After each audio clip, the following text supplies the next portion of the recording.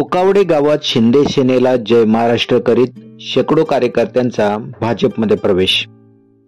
मुरबाड तालुक्यातील टोकावडे गावातील शिंदे सेनेच्या शेकडो कार्यकर्त्यांनी आमदार किसन कथोरे यांच्या उपस्थितीत सेनेला जय महाराष्ट्र करीत भाजपमध्ये प्रवेश केला आहे।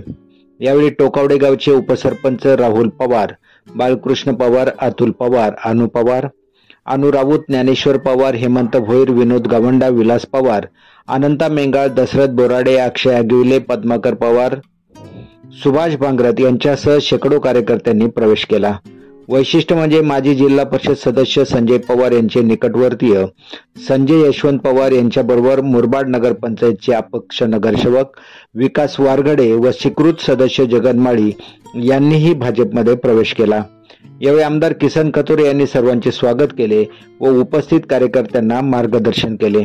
तर भाजपाचे पदाधिकारी नितीन मोपे, अनिल घरत यावेळी उपस्थित होते।